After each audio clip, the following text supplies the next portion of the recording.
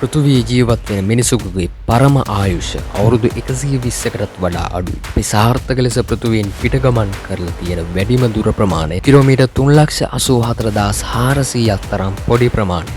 ආලෝක වර්ෂ බිලියන ගණනක් දුර ප්‍රමාණ වලින් කතා වෙන මේ විශ්වයේ කාලය හා අවකාශය කියන මහා සිරගය තුල මිනිසුන්ට ජීවත් වෙන්න වෙලා තිබෙනවා.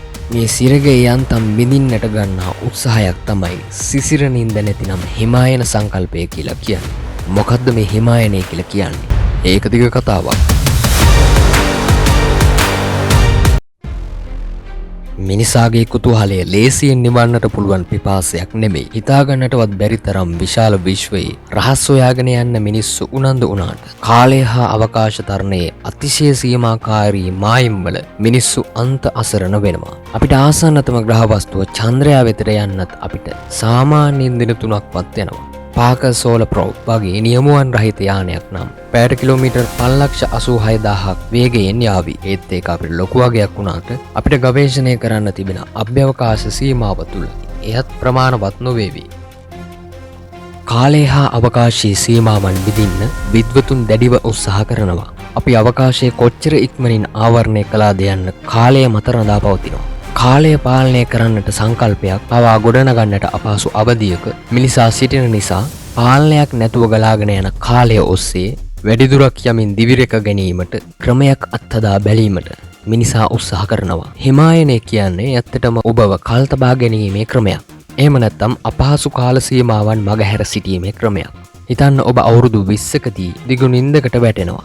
අවදි වන්නේ වසර 100කින්. හැබැයි ඔබ අවදි වෙනකොට වයස අවුරුදු 20යි. ඒත් ඔබේ මිතුරන් වයසට ගොස් මිය ගිහින් ලෝකයේ අවුරුදු 100කින් වෙනස් වෙලා. නමුත් ඔබ ඒ අවුරුදු 100ක කාලය මගහැරලා. මේ වාගේ සිද්ධි චිත්‍රපටිවල දකින්නට පුළුවන් වුණත් සැබෑවටම අත්හදා බලන්නේ කොහොමද?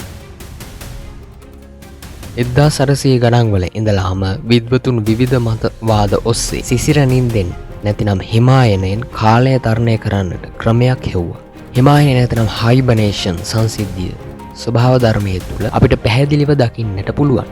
පෘථිවියේ ඇතිවන ඍතු වෙනස් වීම නිසා පරිසර පද්ධතිවල විශාල වෙනස්කම් සිදු වෙනවා. පරිසර පද්ධතියක ශක්තිය ගලා යෑම ක්‍රමානුකූලව සිදු නොවන අවස්ථාවන් තිබෙනවා. ආහාර දාම බිඳ වැටෙනවා. උදාහරණයක් විදිහට ශීත ඍතුවේදී සමහර සතුන්ට තමන්ගේ හුරු පුරුදු ආහාර සොයා ගැනීමට සම්පූර්ණයෙන්ම බාධා වෙනවා. මේ නිසා මේ මාස කිහිපයක කාල සීමාව කාලතරණය කරන්නට ස්වභාවික ක්‍රියාවලියක් සහාය වෙනවා. ට්‍රෝපා නැතිනම් සත්ව හිමායන ක්‍රියාවලිය මෙලෙසදායක වෙනවා. මේ වගේ අසීරු කාල සීමාවන් හමුවේ සතුන් පොළොව යට ගස් කඳන් තුල කඳුකර ලෙන් තුල ආරක්ෂිත ස්ථානය සොයාගෙන හෝ නිර්මාණය කරගෙන මාස ගණනාවක නින්දකට අවතීර්ණ වෙනවා.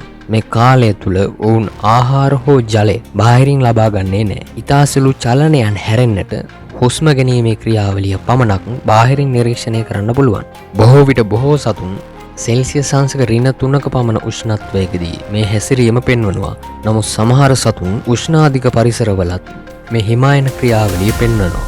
අඩු උෂ්ණත්වය, අඩු ආලෝකය හා අඩු වාතාශ්‍රය මේ සත්ව හිමායනය පවත්වාගෙන යාමට දායක වෙනවා.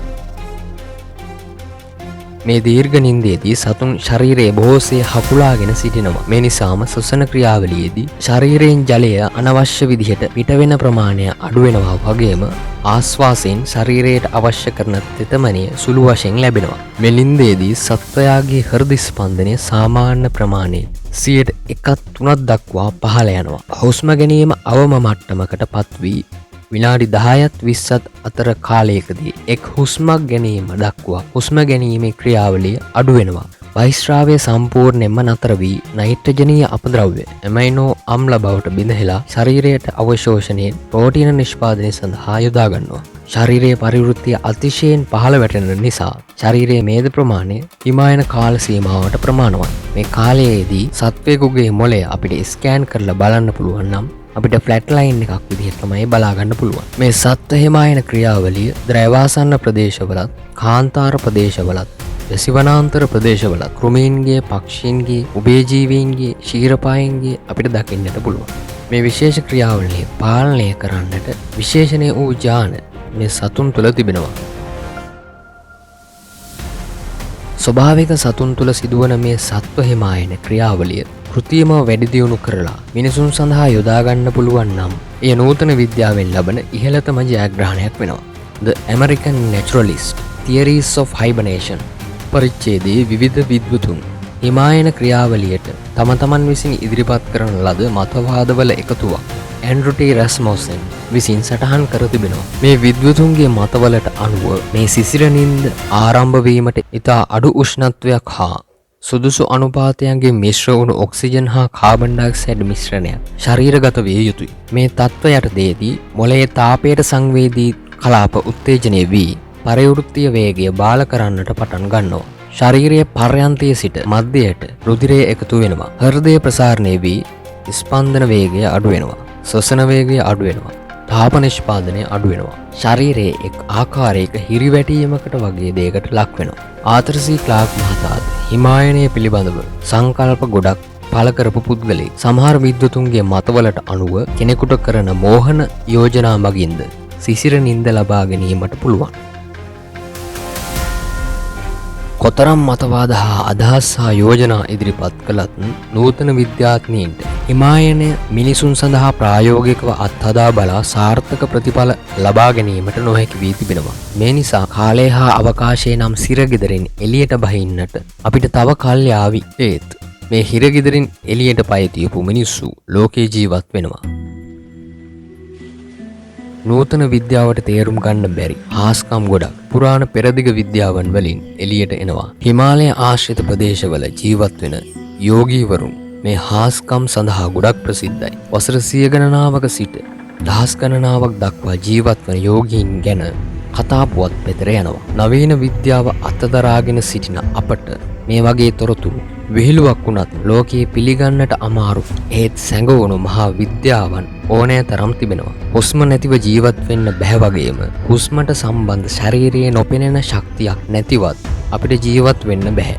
මේ ශක්තිය ප්‍රාණ ශක්තිය කියලා හඳුන්වනවා. ප්‍රාණ ශක්තිය කෙනෙකුට නිවැරදිව පාලනය කරන්නට හැකි නම් ඔහුට කාලය හා අවකාශ බාධාවෙන් පවා මිදෙන්නට පුළුවන්. ටට්වේල් බාබා, මහාවතාර් බාබාජී, ශාමචරන් ලහිරි මහාසාය වෙන යෝගීන්ගේ ජීවිත කතා දිහා බැලුවාම කාලය හා අවකාශ බාධාවන් බිඳහෙළපු ප්‍රසිද්ධ චරිත විදිහට අපිට හඳුනගන්න පුළුවන්.